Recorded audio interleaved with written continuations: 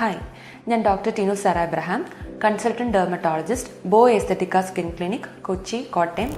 ഇന്ന് ഞാൻ സംസാരിക്കാൻ പോകുന്നത് ഇഞ്ചെക്റ്റബിൾ ഫില്ലേഴ്സിനെ കുറിച്ചാണ്, അല്ലെങ്കിൽ ഫില്ലർ ഇഞ്ചെക്ഷൻസിനെ കുറിച്ചിട്ടാണ്. ഇപ്പോൾ ഓൾമോസ്റ്റ് എല്ലാ ഡെർമറ്റോളജി ക്ലിനിക് അല്ലെങ്കിൽ കോസ്മെറ്റോളജി സെൻറ്റേഴ്സിലും ചെയ്യുന്ന ഒരു പ്രൊസീജിയറാണ് ഫില്ലർ ഇഞ്ചെക്ഷൻ എന്ന് പറയുന്നത്.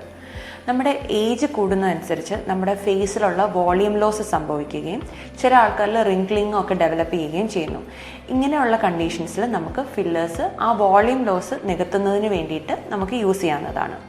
ഇത് കൂടാതെ ചില ആൾക്കാരിൽ ഫേഷ്യൽ എസിമെട്രി ഉണ്ടാകാം. ഈ എസിമെട്രിയും നമുക്ക് ഫില്ലർ ഇഞ്ചെക്ഷൻസിലൂടെ കറക്റ്റ് ചെയ്യാവുന്നതാണ്.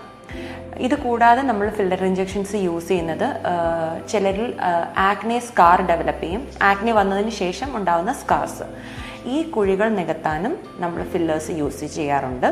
ഇതല്ലാതെ ഈ നോസ് റീഷേപ്പിംഗ് പ്രൊസീജിയറായിട്ട് നമ്മൾ ഫില്ലർ ഇഞ്ചെക്ഷൻസ് ചെയ്യും. ഇതിന് മെയിനായിട്ട് നമ്മൾ യൂസ് ചെയ്യുന്നത് മെറ്റീരിയൽ എന്ന് പറയുന്നത് ഹൈലുറോണിക് ആസിഡാണ്. ഈ ഹൈലുറോണിക് ആസിഡ് നോർമലി നമ്മുടെ സ്കിന്നിൻ്റെ ഡെർമൽ ലെവലിൽ കാണുന്ന ഒരു സബ്സ്റ്റൻസ് ആണ്. ഈ സബ്സ്റ്റൻസിനോട് വളരെ സിമിലർ ആയിട്ടുള്ള പ്രോഡക്റ്റാണ് നമ്മൾ ഫില്ലർ ഇഞ്ചെക്ഷൻസ് ആയിട്ട് യൂസ് ചെയ്യുന്നത്. അതുകൊണ്ട് സൈഡ് എഫക്ട്സോ അലർജീസോ ഉണ്ടാവാനുള്ള ചാൻസ് വളരെ കുറവാണ്. ഇനി ഇതിൻ്റെ പ്രൊസീജിയർ എങ്ങനെയാണ് ചെയ്തതെന്ന് നോക്കാം. നമ്മൾ മെയിൻലി ഒരു 30 to 45 minutes numbing cream apply ചെയ്യും. ഏത് ഏരിയയിലാണോ നമ്മൾ ഫില്ലർ ഇഞ്ചെക്ട് ചെയ്യുന്നതനുസരിച്ച്. അതിനുശേഷം നമ്മൾ സ്മോൾ ഇഞ്ചെക്ഷൻസ് ആയിട്ടാണ് നമ്മൾ ഫില്ലർ ഇഞ്ചെക്ട് ചെയ്യുന്നത്.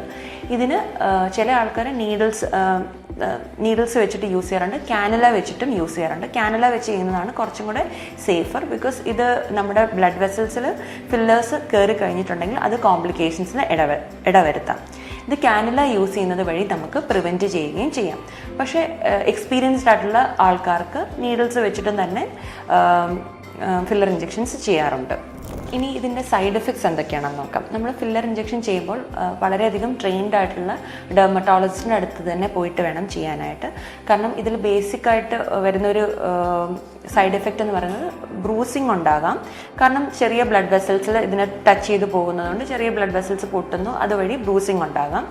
മെയിൻ ആയിട്ടുള്ള സൈഡ് എഫക്റ്റ് നമ്മൾ പ്രിവെൻറ്റ് ചെയ്യേണ്ടതായിട്ടുള്ളത് ബ്ലഡ് വെസൽസിന് ഉള്ളിലേക്ക് ഫില്ലർ ഇഞ്ചെക്ട് ചെയ്യാതിരിക്കുക എന്നുള്ളതാണ്.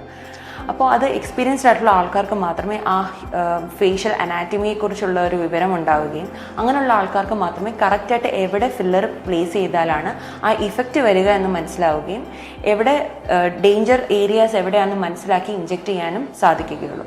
അതുകൊണ്ട് വളരെയധികം ശ്രദ്ധിച്ചും സൂക്ഷിച്ചും വേണം നമ്മൾ ഫില്ലർ ഇഞ്ചെക്ഷൻസ് ചെയ്യാനായിട്ട്. യൂഷ്വലി ഫില്ലർ ഇഞ്ചെക്ഷൻസ് ലാസ്റ്റ് ചെയ്യുന്നത് 1 to 2 ഇയേഴ്സ് ആണ്. അത് നമ്മൾ എന്ത് ടൈപ്പ് ഓഫ് മെറ്റീരിയലാണ് യൂസ് ചെയ്യുന്നതെന്നനുസരിച്ചിട്ടിരിക്കും. അപ്പോൾ 1 to 2 ഇയേഴ്സ് കഴിയുമ്പോൾ നമ്മൾ വീണ്ടും ഇതുപോലെ തന്നെ പ്രൊസീജിയർ റിപ്പീറ്റ് ചെയ്യേണ്ടതായിട്ട് ആവശ്യം വരും. ചിലപ്പോൾ നമ്മൾ ലിപ് ഫില്ലേഴ്സും നമ്മൾ യൂസ് ചെയ്യാറുണ്ട്. അതായത് പ്ലംപിംഗ് ഇഫക്റ്റ് ആ ലിപ്സിന് ഉണ്ടാവാൻ വേണ്ടിയിട്ടാണ് നമ്മൾ ലിപ് ഫില്ലർ യൂസ് ചെയ്യുന്നത്. ലിപ് ഫില്ലർ മാത്രമല്ല, വേറെ ഏത് ഏരിയാസിലും നമ്മൾ ഫില്ലർ യൂസ് ചെയ്തതിന് ശേഷം ഒരു ഡിസൈഡ് ഇഫക്റ്റ് അല്ല, അല്ലെങ്കിൽ ക്ലയൻറ്റിന് അത് ആ ഫീൽ ഇഷ്ടപ്പെട്ടില്ലെങ്കിൽ അത് നമുക്ക് അലിയിച്ച് കളയാനുള്ള പ്രൊസീജിയറും ഉണ്ട്. അതിന് നമ്മൾ യൂസ് ചെയ്യുന്നത് ഹൈലേസ് എന്ന് പറയുന്നൊരു മെറ്റീരിയലാണ്. ഈ ഹൈലേസ് ഇഞ്ചെക്ട് ചെയ്യുന്നത് വഴി നമ്മൾ ഡിസൈഡ് ആയിട്ടുള്ള ഇഫക്റ്റ് കിട്ടിയിട്ടില്ലെങ്കിൽ അത് അലിയിച്ച് കളയാനും നമുക്ക് സാധിക്കും.